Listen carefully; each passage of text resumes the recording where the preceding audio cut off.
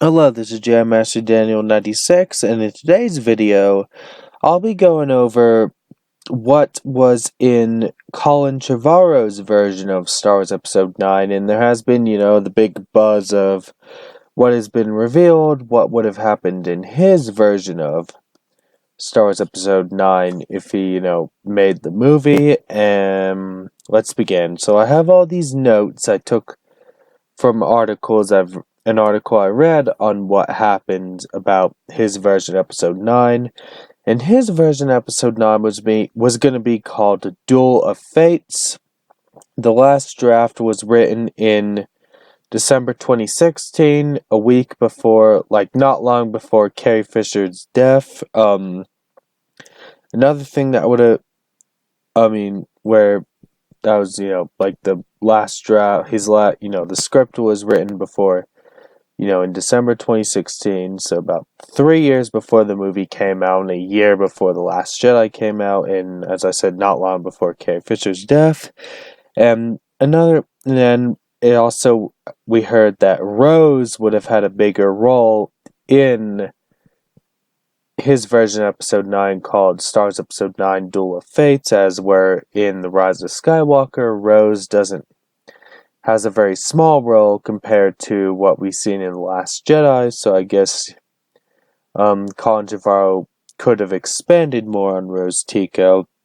And she spends a big portion with Finn, R2, and C-3PO, so it looks like maybe would have had more R2-D2 action in his version of Episode 9, and that's, I feel like, one criticism of the sequel trilogy is I feel like R2-D2 was underused throughout the whole sequel trilogy, and I felt like in The Rise of Skywalker, C-3PO had more to do than The Force Awakens and Last Jedi, so with Colin Trevorrow, I feel like we would have had, C-3PO and R2-D2 would have had more to do in this version called Star Wars Episode 9 Duel of Fates, and they go on a mission to Coruscant, so it looks like the planet Coruscant would have made an appearance in his version, which, for those who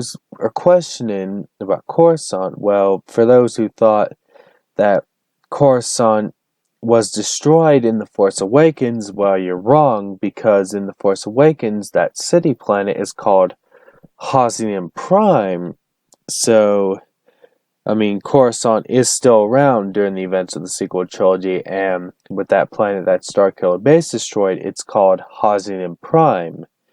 And another thing that would have happened is we would have saw Rey, Poe, and Chewbacca head out to a distant planet. So it's pretty much like with it, like you were gonna have pretty much in Colin Trevorrow's movie. It's like I felt like you were gonna have them in more groups. Like I felt like in this version, you would have had Finn, Rose, and R2-D2 and C-3PO do their thing. And then you would have had Rey, Poe, and Chewbacca do their thing. So it's kind of like you had a bit of a split up, which one of the things I liked about The Rise of Skywalker is I was happy to see Rey, Finn, and Poe together on screen because, from the beginning, Rey, Finn, and Poe were kind of set up to be like the new trio of the sequel trilogy, is where I felt like, when you had in the original trilogy with Luke, Han, and Leia, they were more,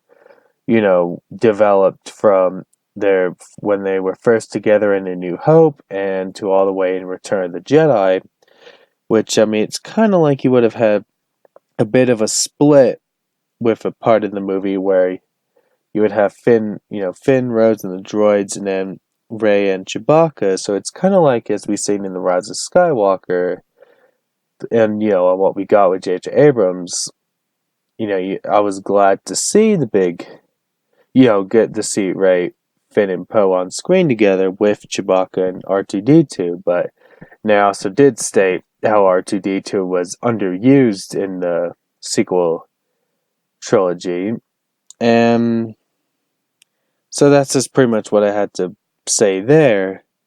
And another thing, you would have had no Zori Bliss and Baba Frick. So Zori Bliss and Baba Frick are pretty much J.J. Abrams creations. So that's that. And another thing that wouldn't have happened, you wouldn't have seen Palpatine return in this movie as we saw in The Rise of Skywalker. So it looks like Colin Trevorrow was going to continue on just to leave Palpatine dead, as where JJ wanted to bring back Palpatine. And Rey tries to figure if she's Jedi worthy. Then Kylo Ren goes to Mustafar for a Sith holocron. Well, for the Rise of Skywalker visual dictionary, they confirm that Kylo Ren is on Mustafar at the beginning of the movie for the Rise of Skywalker, which I felt that was a bit weird because, Mustafar is a lava planet and you wouldn't figure Mustafar would have a forest on it, but the visual dictionary for the Rise of Skywalker does confirm that it is Mustafar where Kylo Ren finds the Sith Wayfinder, but pretty much in what we got with J.J. Abrams, what I'm talking about. And with Colin Trevorrow's version, Duel of Fates, Kylo Ren goes to Mustafar to find a Sith holocron. And there's mention of, and then pretty much, Palpatine, makes for the holocron, and he says he gives his last will with the holocron. So Kylo Ren, sees Palpatine's last will, and then there's mention of someone named Tor Valum, and so that's that bit. And then for other parts, there are various attempts to reach Kylo Ren and redeem him. So there is redemption attempts in Colin Trevorrow's version, and Leia remains skeptical about it. And then Kylo Ren, back to with the Tor Valum bit, Kylo Ren tracks down Tor Valum, and Tor Valum is revealed to be 7,000 years old, so older than Yoda and Maz Kanata. And then Kylo Ren trains with Tor Valum. Then there's a Darth Vader Phantom in this movie, and then there's a bit where Rey and Kylo fight against binary ideologies. And then it's also revealed that Kylo Ren killed Rey's parents on Snoke's orders.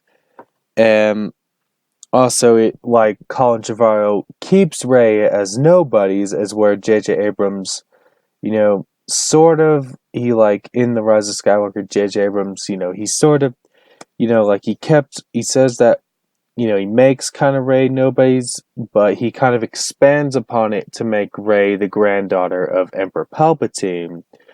But it looks like, Colin Trevorrow was more going to adhere to the Last Jedi reveal with Rey's parents. And then there have been other bits where Chewbacca would fly an X-Wing, and then there would be a droid with a similar appearance to Darth Maul, and then that's pretty much the notes I have on what we would have saw in Colin Trevorrow's version of Star Wars Episode 9. And, it's got some interesting stuff, like the Mustafar bit, and this Tor Valum character seems pretty interesting. I did enjoy The Rise of Skywalker, but, as I said, I did enjoy The Rise of Skywalker, and maybe we'll see more information on Colin Trevorrow's version of Episode 9, and that's pretty much all I gotta say. Don't forget to like this video, and subscribe to the channel. Comment what you think down below. What do you feel like about Colin Trevorrow's version of Episode 9? Did you like what we got with The Rise of Skywalker, or did you like The Rise of Skywalker and would be interested to see more on Colin Trevorrow's version of Episode 9? Please let me know down in the comments, and I'll catch you guys next time with another video. Bye.